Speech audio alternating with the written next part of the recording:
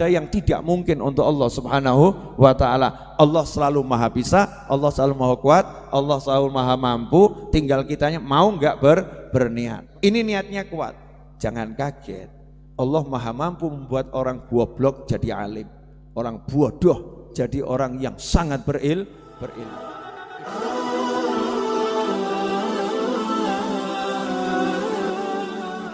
Bismillahirrahmanirrahim. Alhamdulillahirabbil alamin. Allahumma shalli wa sallim ala sayyidina Muhammadin miftahi babi rahmatillah adada ma fi ilmillah salatan wa salaman daimain bidawami mulkillah wa ala alihi wa sahbihi.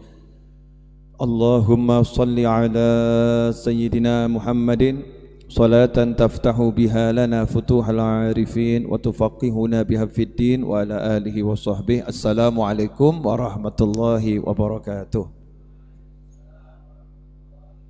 Jadi judulnya kajiannya itu innamal a'malu binniyat. Sesungguhnya amal apapun amalnya tergantung dari niat. Hanya saja banyak orang salah memahami niat. Dikira niat itu sejumlah lamunan. Ngelamun pengen jadi orang kaya, bayangkan di tepi pantai ada kapal pesiar, istrinya 4. Ustadz Iis itu. Ya. Ngelamun jadi orang kaya itu. Itu namanya ngelamun, bukan niat. Melamun jadi orang pinter. Oh, nanti saya jadi orang pinter. Murid saya jumlahnya puluhan ribu, kemudian semua pada mengangguk-anggukkan kepala, semua padanya nyatet. Itu namanya bukan niat, tapi namanya melamun. Dalam syariat jelas apa arti niat? Qasdu syai'in muqtarinun bi fi'lih. Niat itu adalah orang menetapkan sesuatu, cita-cita, tujuan. Iya, cita-cita tuh tujuan yang terikat dengan hatinya, terikat dengan hatinya. Qasdu syai' namanya qasad itu dari hati. Jadi hatinya pengen haji, hatinya pengen umroh, hatinya pengen jadi ulama, hatinya pengen jadi orang kaya. Itu kalau enggak. Sebelum lanjut, bagi Anda yang baru bergabung di channel ini, ayo manfaatkan kolom komentar untuk menyambung silaturahmi dengan menulis nama dan asal daerah Anda.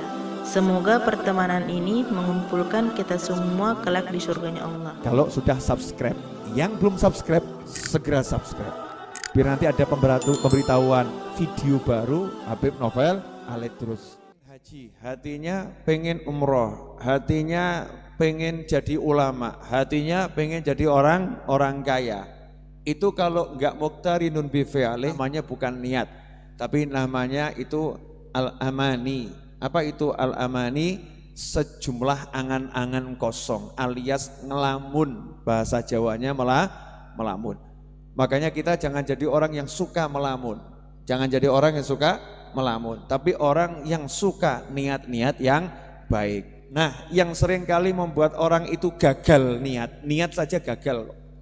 Ya niat saja gagal. Contoh, kamu nanti jadi ulama ya, udah ngomong, mana mungkin. EQ saya aja -5, minus EQ-nya. Saking bodohnya gitu kan ya. Saya ini termasuk dalam kelompok orang-orang yang sangat-sangat bodoh, bukan lagi bodoh Ustadz, sangat-sangat bodoh. Masa saya disuruh jadi ulama? Enggak mungkin, enggak masuk akal ya. Nah, ini namanya orang yang niat saja enggak berani. Niat saja enggak berani. Bahkan kalau nanti dikatakan, kamu kalau kaya nanti sedekah buat pondok 5 triliun ya. Wah, jangan aneh-aneh. Saya bayar SPP aja enggak bisa kok. Kalau kaya bayar bantu pondok 5 triliun. Ini baru niat saja udah enggak berani. Niat sudah gagal. Nah, beda dengan orang-orang yang kenal Allah Subhanahu wa ta'ala. Orang-orang yang paham Allah Subhanahu wa ta'ala. Makanya niat itu urusannya hati sama Allah Subhanahu wa ta'ala. Kalau udah hatinya nyambung ke Allah, selesai. Nah, apa bedanya niat sama melamun? Kalau ngelamun tidak ada aksi, kalau niat ada aksi. Kalau ngelamun tidak ada tindakan, kalau niat ada tindakan. Kalau ngelamun itu sekedar cita-cita tapi tidak ada perbuatan yang mengiringi. Kalau niat cita-cita yang jelas dari hati, semangat, kemudian ada tindakan yang mengiringi. Judulnya niat itu ojo kagian mikir. Gak usah kebanyakan dipikir, tapi dijalani langsung. Itulah niat. Contoh, saya Ramadan niat tahajud 200 rakaat. Nah itu niat atau ngelamun. Nah itu kalau nanti malam gak tahajud 2 rakaat namanya ngelamun. Tapi kalau nanti malam ikut tahajud 2 rakaat itu namanya niat. Meskipun baru bisa 2 rakaat, pahalanya 200 rakaat. Ya pahalanya 200 rakaat. Kenapa? Sudah dibuktikan dengan tindakannya nyata. Sudah dibuktikan dengan aksi. Ini orang bodoh pengen jadi ulama. Tapi dia enggak bodoh. Kenapa enggak bodoh? Aku punya Allah. Tuhanku adalah Allah. Aku seorang muslim, ikrar pertamaku la ilaha illallah Muhammadur Rasulullah SAW. Ikrar pertamaku itu. Jadi aku punya Allah, sementara aku pekok, sementara aku goblok, sementara aku bodoh. Cita-cita jadi ulama. Dia enggak minder, enggak bingung.